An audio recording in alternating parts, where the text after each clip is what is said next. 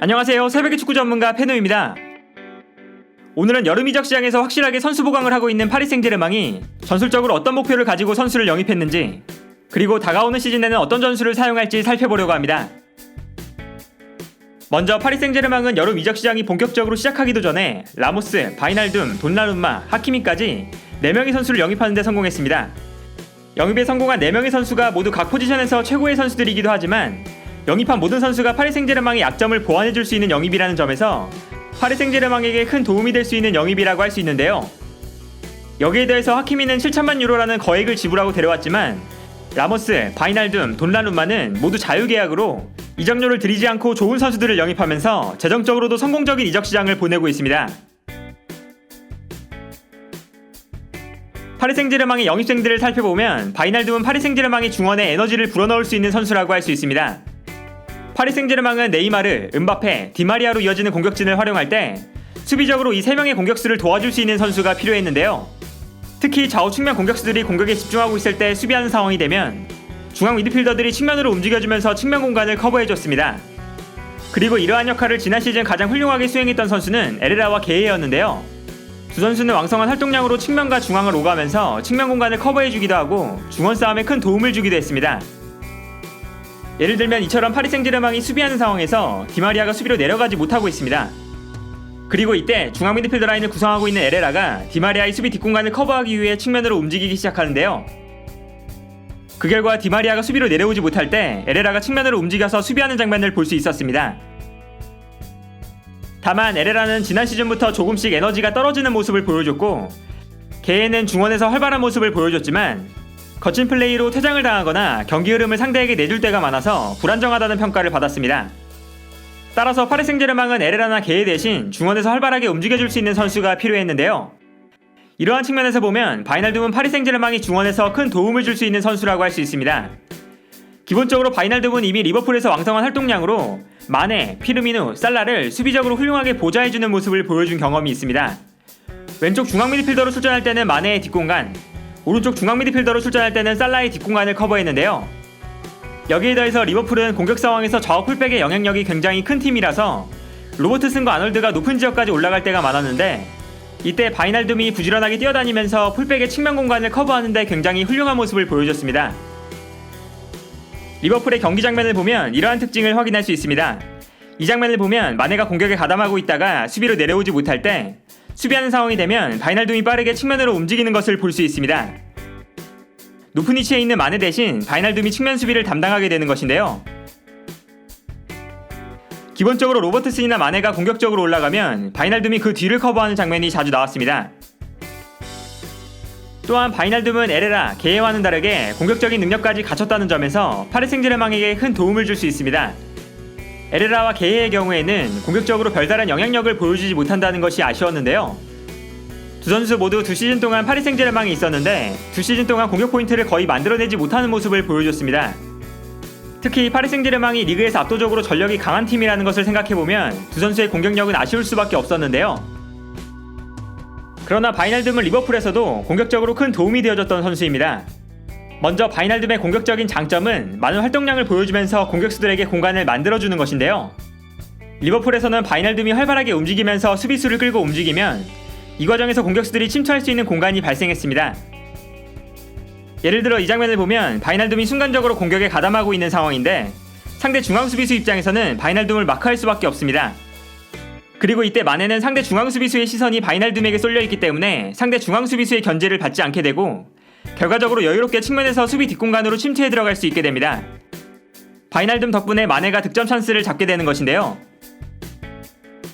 그리고 파리 생제르맹에서도 바이날둠이 활발하게 움직이면서 공간을 만들어주면 파리 생제르맹의 공격수들은 수비의 압박을 받지 않고 플레이할 수 있는 상황이 만들어질 수 있습니다. 파리 생제르맹의 공격수들이 워낙 기술적으로 뛰어난 선수들로 구성되어 있는 만큼 바이날둠이 공격수들이 편하게 플레이할 수 있도록 공간을 만들어주는 것이 파리 생제르맹의 공격에 큰 도움이 될 텐데요. 한편 하키미 같은 경우에는 지난 시즌 파리 생제르맹의 가장 큰 약점이라고 할 수 있는 오른쪽 풀백 자리를 완벽하게 메워줄 수 있는 영입이라고 할 수 있습니다. 지난 시즌 파리 생제르맹은 오른쪽 풀백의 공격 능력이 부족하다는 것이 팀의 가장 큰 문제 중 하나로 지적되었는데요. 플로렌치, 다그바, 캐럿까지 많은 선수들이 오른쪽 측면에 배치되었지만 공격적으로 만족스러운 활약을 보여주지 못했습니다. 따라서 이번 이적 시장에서 파리 생제르맹의 영입 1순위는 오른쪽 풀백 자리였는데 때마침 인터밀란이 재정적인 문제로 하키미를 판매해야 하는 상황이 되면서 파리 생제르맹이 재빠르게 하키미의 영입을 확정지었습니다. 지난 시즌 하키미는 인터밀란에서 7골과 11개의 도움을 기록했고 유럽 전체를 놓고 봐도 공격력이 가장 뛰어난 측면 수비수 중 한 명이었는데요.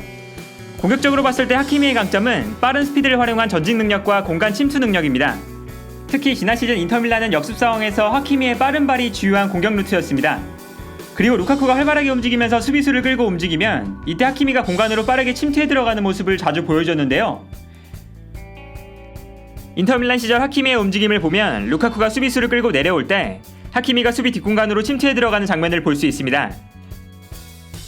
그리고 빠르게 침투해 들어가는 하키미에게 패스를 보내주는데요. 인터밀란은 이처럼 하키미의 스피드를 활용한 공격 패턴을 자주 보여줬습니다.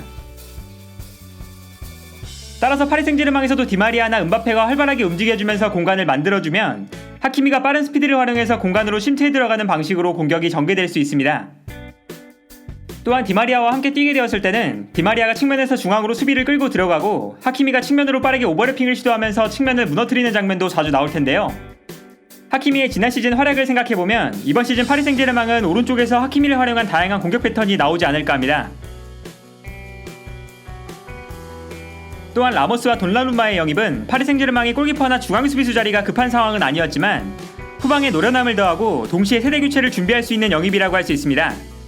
중앙 수비 라인은 마르키뉴스와 킴펜베라는 주전 선수들이 있지만 라모스까지 더해지면서 강력한 중앙 수비 라인을 구축했고 골키퍼 자리에는 나바스가 있지만 나바스가 만으로 34살, 슬슬 대체자가 필요한 나이기 때문에 파리 생제르맹은 돈나룸마가 나바스와 주전 경쟁을 하면서 자연스럽게 돈나룸마로 세대 교체가 이루어지는 모습을 기대하고 있지 않을까 합니다. 그리고 이렇게 이적생들을 모아놓고 보면 이번 시즌 파리 생제르맹은 3백을 활용하기에 적합한 스쿼드라고 할 수 있습니다.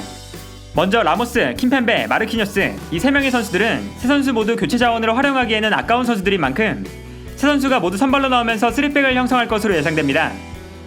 그리고 하키미가 있다는 것도 파리 생제르맹이 3백을 사용할 것으로 예상되는 이유 중 하나라고 할 수 있습니다. 하키미는 4백보다 3백에서 뛸 때 훨씬 더 좋은 활약을 보여주는 선수인데요. 무엇보다 하키미의 장점인 공격력을 활용하기 위해서는 4백보다 3백을 사용하는 것이 효과적입니다. 특히 지난 시즌 콘테 감독이 인터밀란에서 하키미의 공격력을 효과적으로 활용했습니다.